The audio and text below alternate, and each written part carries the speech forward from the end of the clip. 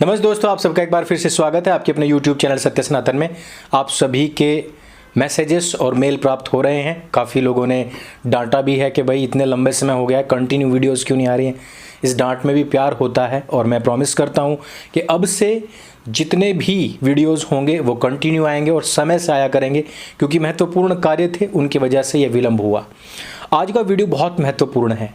जिस प्रकार से रेशमा लखानी नाम की मुस्लिम IRS ने जगन्नाथपुरी मंदिर में जबरदस्ती प्रवेश करके हिंदुओं की आस्था को न केवल ठेस पहुंचाई है, बल्कि इस्लामिक आक्रांताओं के द्वारा भारतीय हिंदू मंदिरों को तोड़ने का जो लगातार सिलसिला रहा है, और खास करके उड़ीसा के इस मंदिर का जो लंबा इतिहास रहा है टूटने का, इसके ध्वस्त होने का, खंडित होने का, उसको एक बार फिर से दोहराने का प्रयास किया है।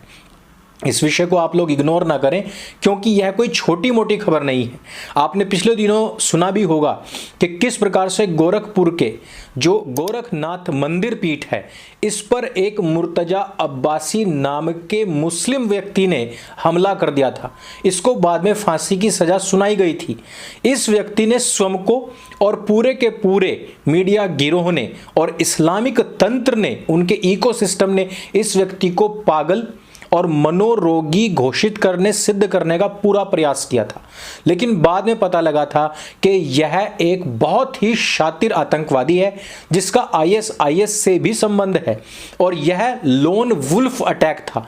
लोन वुल्फ अटैक ये होता है कि जिस प्रकार से वुल्फ, भेड़िया, अकेला अटैक करके बहुत ज़्यादा नुकसान करके चला जाता है, उसी प्रकार का यह अटैक है और इसकी बकायदा ट्रेनिंग दी जाती है। भारत में पिछले दिनों एक बड़ा खुलासा हुआ था कि हिंदुओं को किस प्रकार से अगले 20 से 25 वर्षों के अंदर अंदर, यानी कि 2047 तक इस्लामिक राष्ट्र बनाना है, और इसमें लोन वुल्फ अटैक की भी ट्रेनिंग दी गई थी, जिसमें कि 15,000 ट्रेनीज पैदा भी हो चुके थे। उन्हीं में से एक हो सकता है कि मुर्तजा अब्बासी रहा हो। इसके बाद होता क्या, इसके बाद में पूरे देश के अंदर दंगे भड़क जाते, और उसके बाद में हिंदू मुस्लिम दंगों के नाम पर पूरे विश्व के इस्लामिक ताकतों को एक करके भारत पर हमला भी किया जा सकता था। यानी कि जो सारे काम मिलकर के इस्लामिक तंत्र, इनका इकोसिस्टम नहीं कर रहा था, वो अकेला मुर्तजा कर सकता था, और यहां से अपने आप को पागल घोषित करवा के या गोली लगवा करके बच निकलता। लेकिन जिस प्रकार का काम रेशमा ने किया है, उससे हमें क्या सीख मिलती है। यह जो महिला है, एक मुस्लिम IRS महिला है। यह जैसे ही जगन्नाथपुरी से वापस आती है, ये एक लेटर लिखती है जो वहाँ के सुप्रिटेंडेंट थे उनके खिलाफ। लेकिन ध्यान देने वाली बात यह है कि नीचे CC में, यानी कि कार्बन कॉपी में, सबसे पहले किसको भेजती है? ये भेजती है माइनॉरिटी कमीशन को। अर्थात एक मुस्लिम महिला जिसको कि मंदिर के अंदर प्रवेश मिल जाता है, उसका विरोध करने मात्र से उसकी भावनाएं इतनी ज्यादा आहत हो गई कि उसने वो लेटर सीधा सबसे पहले माइनॉरिटी कमीशन को लिखा है। इसी बात से हमें यह अंदेशा आता है कि यह एक सोची समझी साजिश थी। हम इस बात से बिल्कुल भी इनकार नहीं कर सकते कि एक पढ़ा लिखा मुसलमान जो कि बड़े पद पर आसीन हो जाता है, वो कोई प्रोपेगेंडा नहीं रच सकता है। ये रचते हैं और बाकायदा उसको इस्टेब्लिश भी करते हैं, अंजाम तक पहुंचाते हैं, और इसके जीते जागते उदाहरण हमने पूर्व के चुनाव अधिकारी और पूर्व के उपराष्ट्रपति के रूप में हमने देख रखा है। यही तरीका इन्होंने भी अपनाया है। अब मैं आपको बता देता हूं कि यह इस मंदिर की सुरक्षा के साथ में खिलवाड़ कैसे है। बहुत समय पहले की बात है, एक अंग्रेजी महिला थी जिन्होंने अपने जीवन काल में जगन्नाथ मंदिर के दर्शन करने की इच्छा पाली। उससे पूर्व में उन्होंने तकरीबन 2.25 करोड़ रुपए इस मंदिर को डोनेट किए।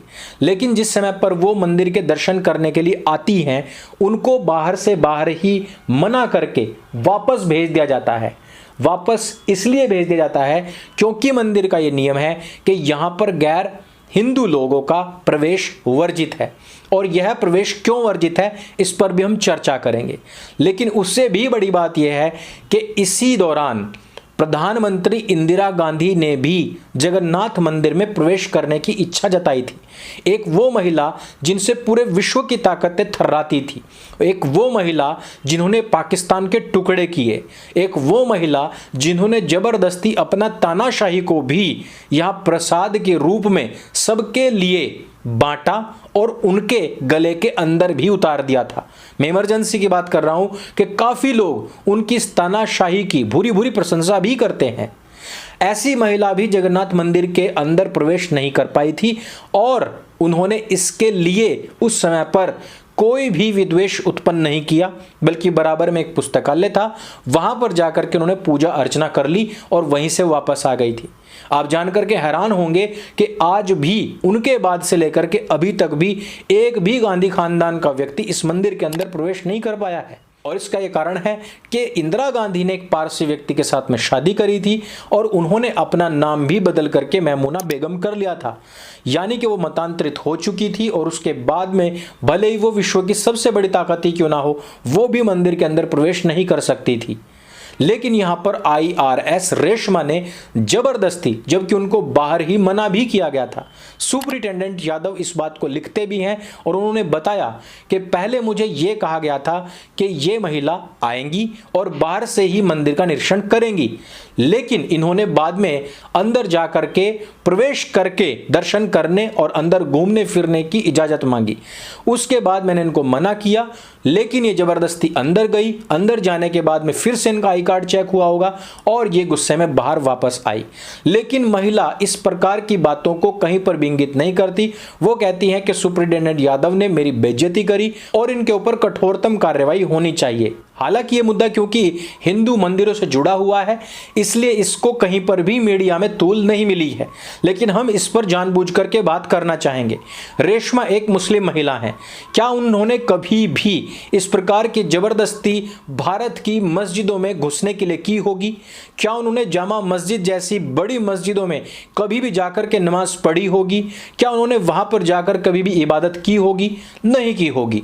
जबकि वो इस्लामिक हैं, जबकि उनका इस्लाम उनके किसी भी प्रकार की ड्यूटी से सबसे पहले आता है, उसके बावजूद भी वो अगर मंदिर के अंदर प्रवेश कर रही हैं तो उससे उनकी मंशा का पता लग जाता है।